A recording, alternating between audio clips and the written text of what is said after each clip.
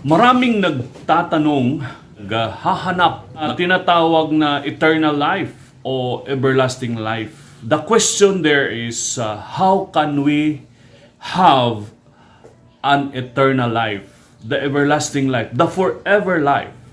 Because we believe that there is a life after death.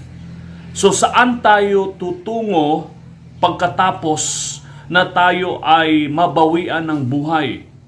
Pupunta ba tayo sa langit at papasukin ba tayo sa kaharian ng Diyos sa tinatawag na paradise? O di kaya pupunta tayo doon sa tinatawag na eternal damnation o eternal death, na kung saan ang mga kaluluwa ay lumalangoy doon sa lake of fire. Do you believe hell and paradise? You believe it or not? Malalaman natin yan when we encounter such thing, life after death. Pero habang tayo nabubuhay ay kanya-kanya tayong journey, kanya-kanya tayong hanap ng ating kasiguruhan o katiyakan ng ating buhay na eternal. At yun ay mababasa din natin sa banal na kasulatan o sa Holy Bible na naruroon nakasulat mismo, maliwanag na sinasabi, "For God so loved the world," tayo, mga tao na nakatira sa daigdig, sa mundong ito, that He gave His only begotten Son. Who is that? Jesus Christ. For those who believes, kung sino daw yung naniniwala, sumampalataya. For those who believe shall not perish. Hindi na mapapahamak. Saan? Sa dagat-dagatang apoy. But have everlasting life. Mayroon na siyang buhay na walang hanggan. For those who believes. Katurang mituo. Yun lang yung naniniwala. E paano yung hindi naniniwala? O maliwanag doon na sila'y mapapahamak. Ang naniniwala, sumampalataya mismo sa word ni God, ni Jesus Christ, will inherit lasting life. Ito'y kanyang mararanasan at ma-experience when nung tayo ay mabawian na ng buhay at wala na tayong malay dito sa daigdig. But still, kapag tayo'y nabubuhay pa, kaya hinahanap natin ito. Mayroong tinatawag na lunging sa ating sarili. Mayroong katanungan sa ating sarili na ako ba ay maligtas at maka-inherit ng paradise sa langit? Marahil ba ako ba ay nasa impyerno? Maraming nagsasabi na tinanong ko, sila daw ay mapupunta sa impyerno sapagkat nararamdaman nila na sila ay maraming kasalanan. And we also believe that sinasabi sa salita ng Diyos, ang bayad ng kasalanan ay kamatayan. But the gift of God is eternal life. Alam naman natin yun, universal law na pag tayo nagkakasala, we feel guilty. Mahahasel tayo. Alam natin, batid natin na tayo ay hindi karapat-dapat sa langit. Mababagsak talaga sa impyerno. Pero dito sinasabi sa Biblia, ang katiyakan ng buhay na walang hanggan ay sumampalataya kay Jesus Christ. Sumampalataya sa Diyos. At ika'y maliligtas. Sapagkat tinubos na ni Jesus Christ ang ating lahat ng pagkakasala, ito'y kanyang binayaran, inialay niya ang kanyang buong buhay sa krus 2,000 years ago. Ang sinumang sumampalataya doon ay maliligtas. Ang gagawin lamang ay to confess. Sabihin lamang natin ang ating kasalanan sa Kanya at tiyak tayo'y Kanyang patatawarin. Because He is a merciful God, a loving God, our Father in heaven. Merong katiyakan na tayo sa buhay na walang hanggan. Yun ay sinabi din sa Efeso 2:8. Ephesians chapter 2 verse 8 and 9. Nandun din na ikaw ay maliligtas. Subalit ang nais kong iparating ngayong umaga ay kailangan natin maranasan ang tinatawag na kapanganakang muli o sa English ay born again. Kasi sinabi ni Jesus Christ sa John chapter 3 verse 3, unless a man be born again, he cannot see the kingdom of God. Maliban na lang na ang tao ay maipanganak muli, hindi siya makakakita sa kaharian ng Diyos. Gawas kung ang tao maipanganak og otro, dili yun siya makakita sa gingharian sa Diyos. Paano natin malalaman na tayo maipanganak muli? Yun ang gusto nating ma-experience ngayon at mapag-usapan.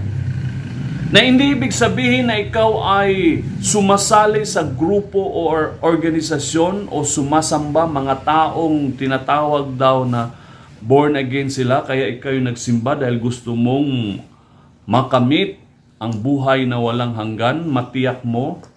Hindi yun ang basihan. Ang basihan dito ay ma-experience mo sa iyong sarili mismo na ikaw ay naipanganak ng muli.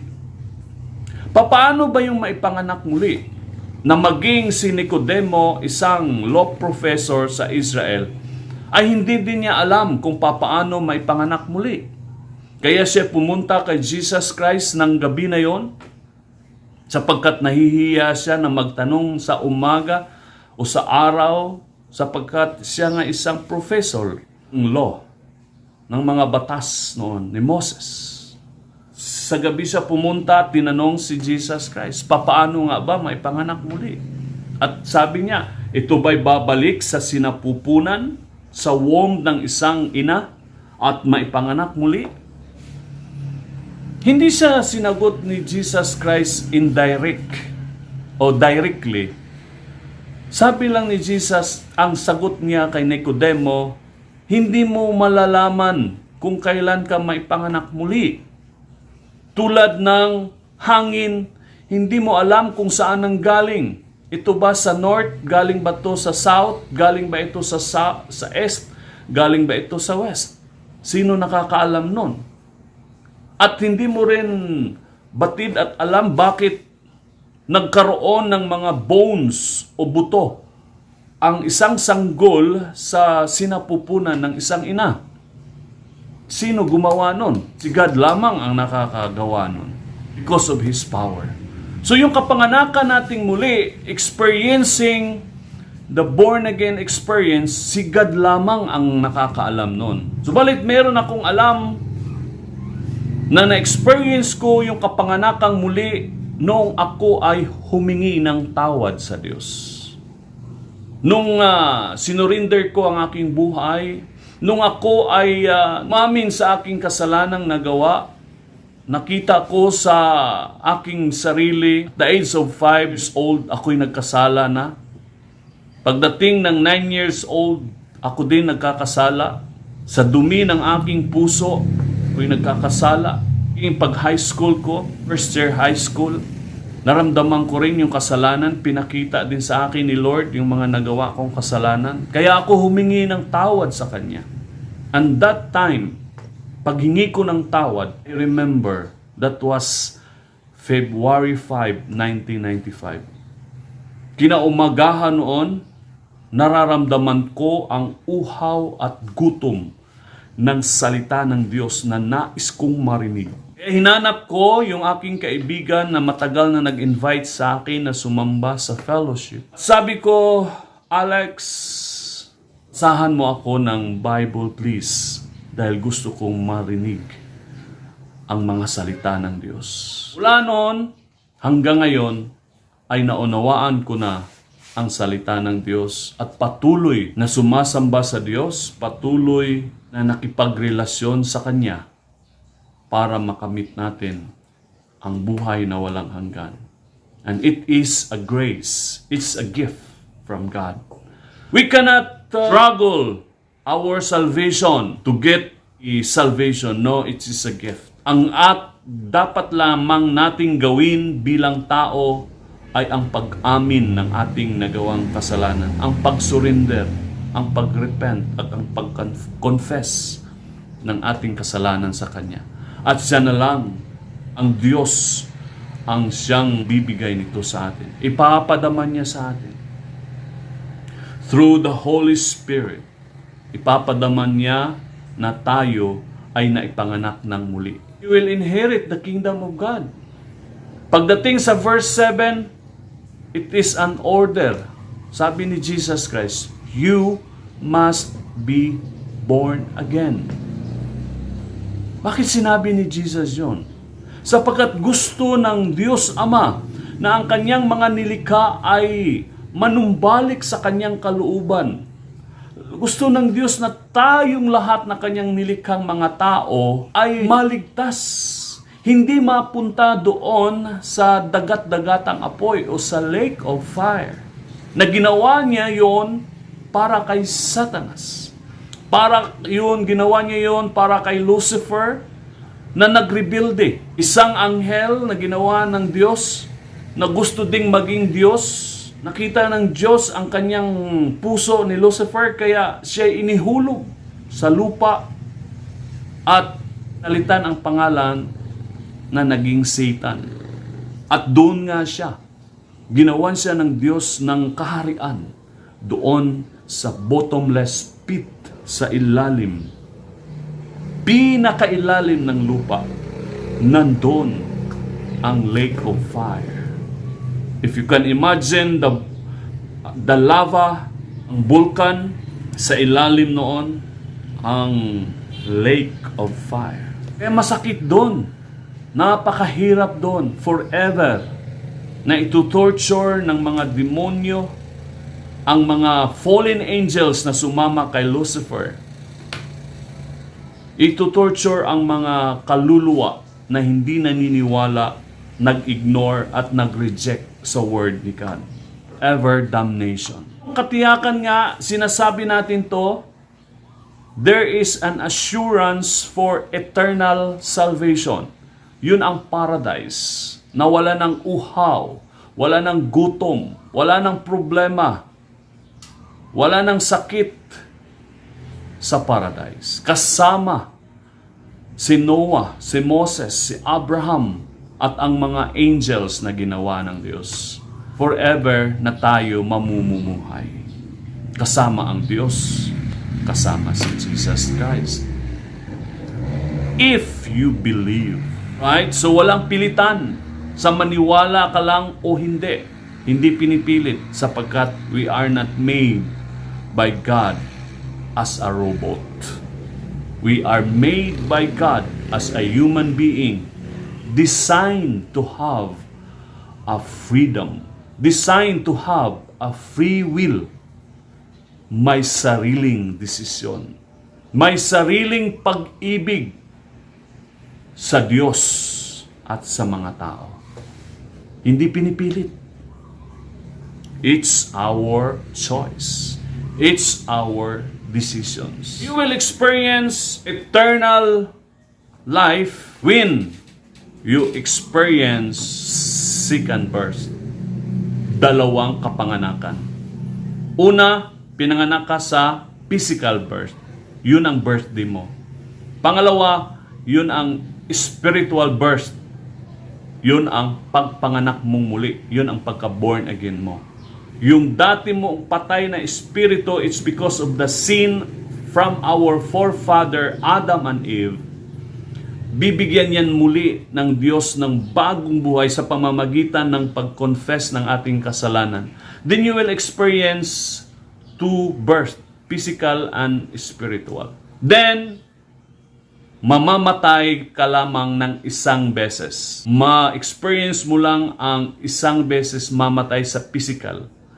Whether we like it or not, mamamatay tayo, babalik sa lupa ang ating katawan. At ang iyong spirit and soul, to'y babalik sa paradise kasama ang Diyos. Dahil na-experience mo ang kapanganakang muli.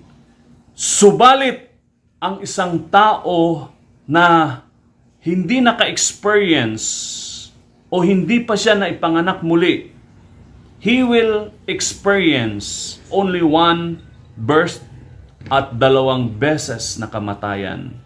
Unang birth sa physical at hindi siya na ipanganak muli sa spiritual, then he will experience 2 beses na kamatayan. Sa physical na kamatayan, babalik sa cemetery, at yung eternal death, yung soul ay pupunta sa lake of fire, sa hell. Masaklap doon, napakasakit. Kaya dito pa lang ay alamin natin, tatalakayin natin, pagkwentuhan natin, pag-usapan natin ang assurance o ang katiyakan ng ating kaligtasan. Mababasa natin yan sa Word ni God. Sinasabi doon, John 3:16, "For those who believes shall not perish, but have everlasting life." So very clear.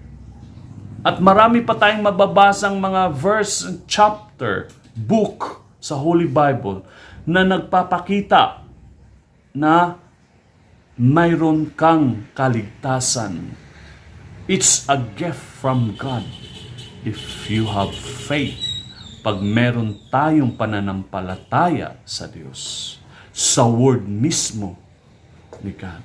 Nawa maintindihan natin to, sana magre-research pa tayong ng marami, pwede tayong magtanong kay God, pwede tayong humingi kahit ano kay God because He is our Father, a loving Father, a merciful Father who made us, who made everything, the universe, the galaxies, the moon, the stars, and the seas.